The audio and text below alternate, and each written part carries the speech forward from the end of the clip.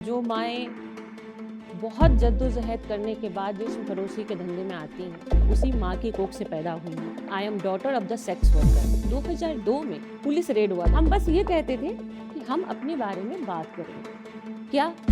जी हाँ, मैं देह व्यापार करने वाली की बेटी। ये बेटी कैसे हो सकती है? यहाँ तो जिस्म बिकते हैं, महिलाएं बिकती हैं, बेटियां थोड़ी ना बिकती हैं।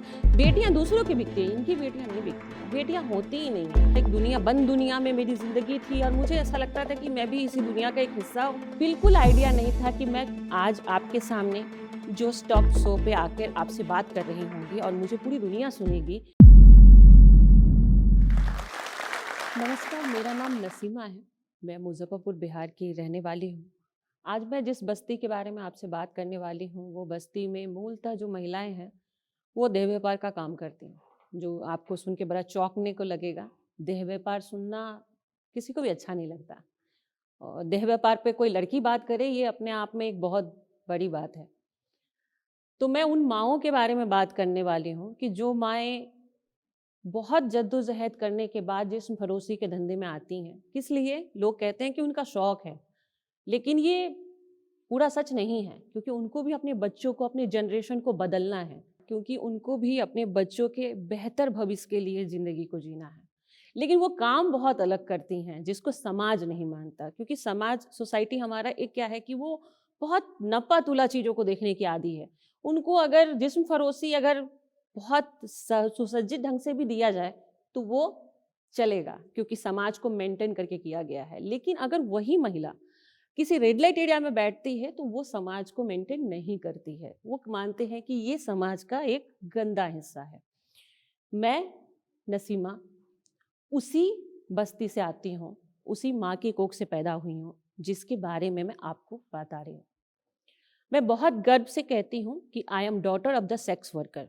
मुझे कोई शर्म नहीं है इस बात का कि मैं एक धंधे वाली की बेटी हूँ या मैं इस बस्ती से आती हूँ, क्योंकि मेरा मानना है, जनरली भारत का इतिहास भी कहता है कि प्रतिभा जो होती है वो कहीं ऐसे जगह से ही निकलती है जिसको समाज हमेशा दोयम दर्जे पर रखता है।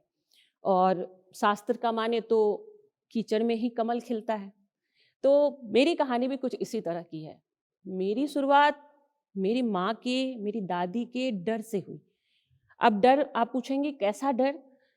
तो नॉर्मली एक बच्चे को उसके जीवन जीने का हक है, उसको खेलने का अधिकार है, उसको अपने सहेलियों के साथ जाने का अधिकार है, अपने सपने बुनने का अधिकार है। लेकिन मैं जहाँ पली बड़ी, वहाँ पे इन सब चीज़ों में बंदिशें थीं।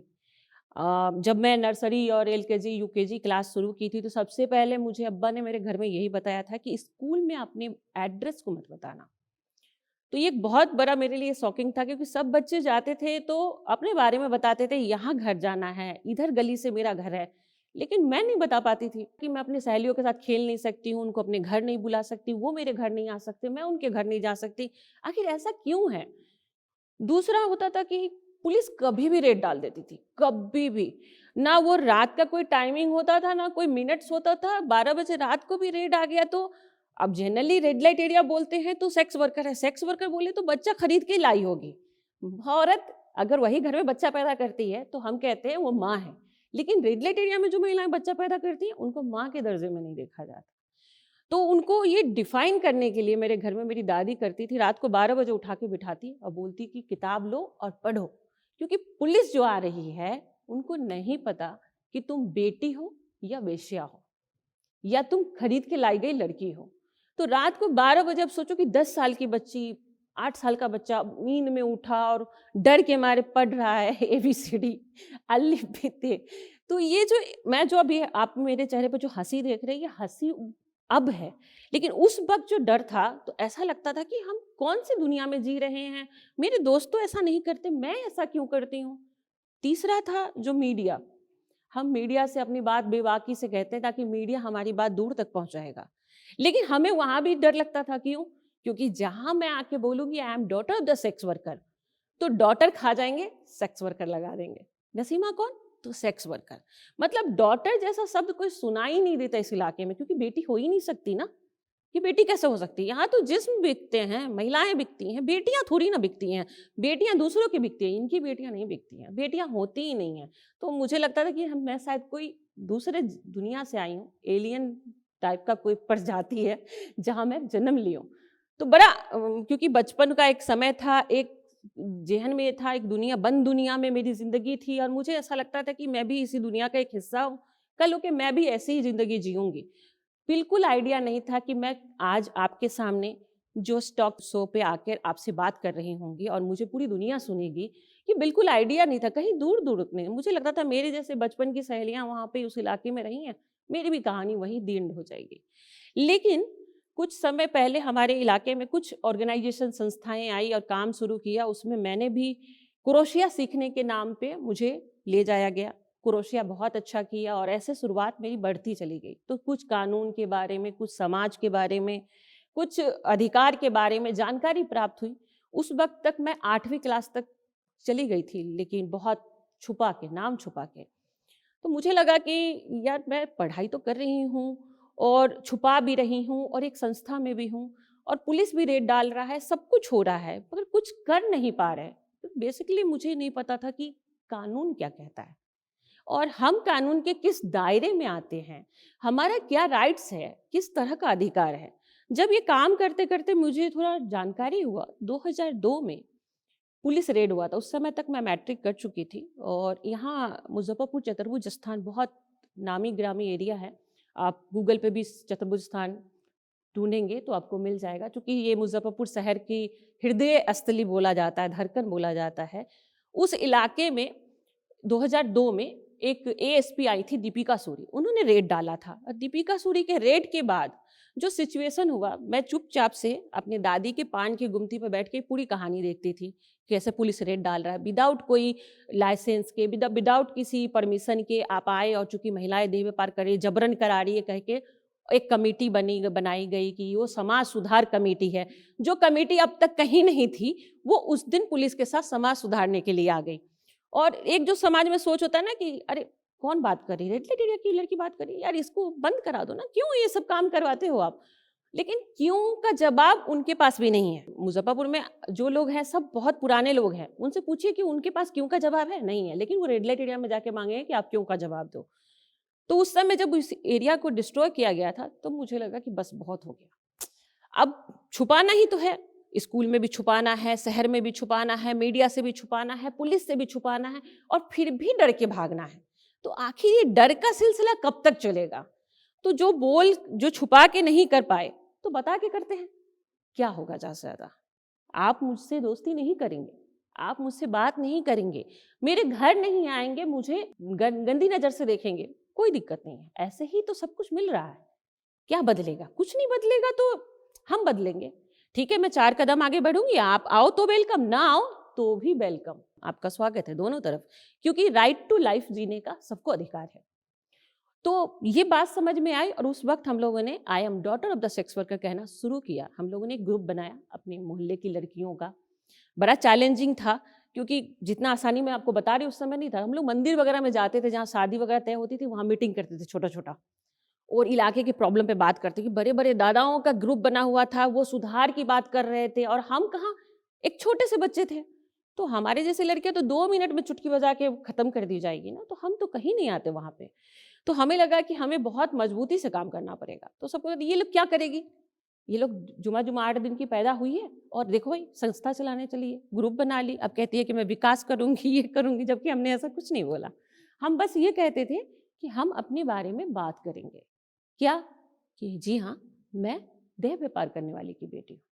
अब इसमें क्या बुराई है, क्या मैं पढ़ नहीं सकती, क्या मुझे जिंदगी जीने का अधिकार नहीं है, क्या मुझे उन लड़कियों की तरह सपना देखने का अधिकार नहीं है, क्या समाज में मुझे सभी के साथ बैठने का अधिकार नहीं है, या मुझे खाने पीने का अधिकार नहीं, क्या नहीं है। तो ये सवाल के साथ आगे बढ़ती गई। शहर में बहुत सारे लोग ऐसे हैं जो वाकई में परिवर्तन सोच रखते हैं, वो सब जुड़ते चले गए और जुड़ते जुड़ते हम लोगों ने वो छोटी सी लड़कियों का ग्रुप एक बड़ा प्लेटफॉर्म ले लिया और हम लोगों ने उस ग्रुप का नाम परचम रखा। परचम का मतलब उर्दू लफ्ज़ है, झंडा होता है।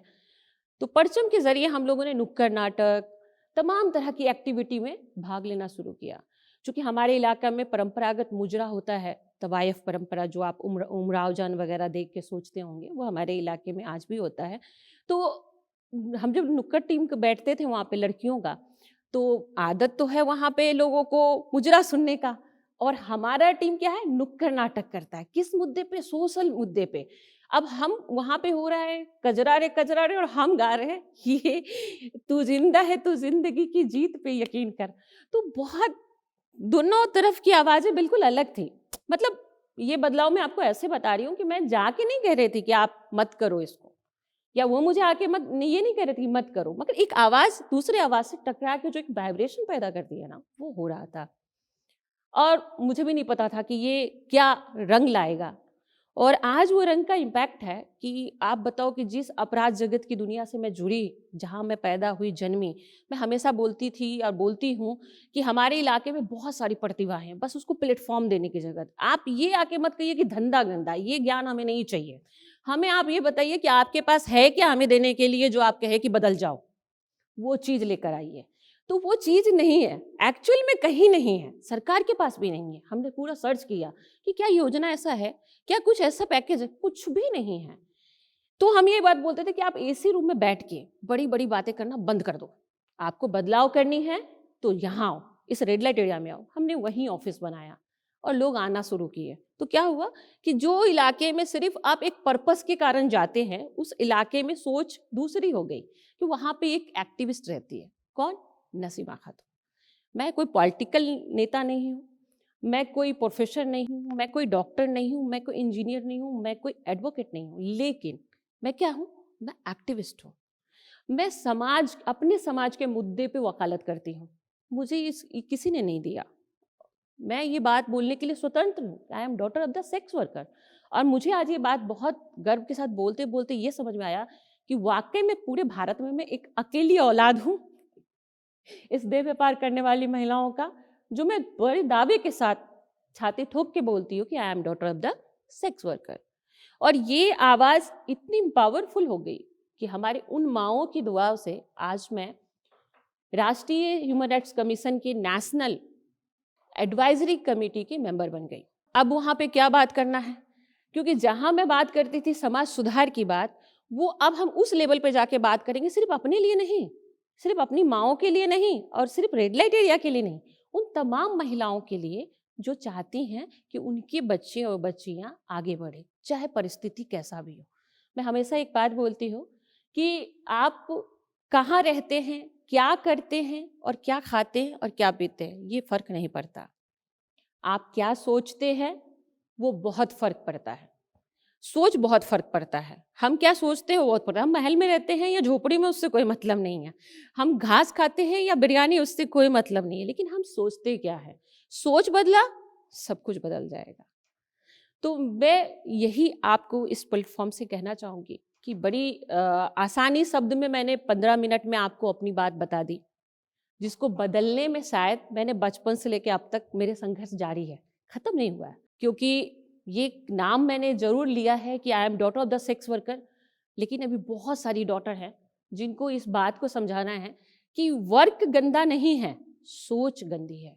क्योंकि आपका नजरिया ही उस काम को अच्छा और बुरा के साथ जोड़ता है, और आपका नजरिया ही हमें सिखाता है कि हमें उठना है या भागना है।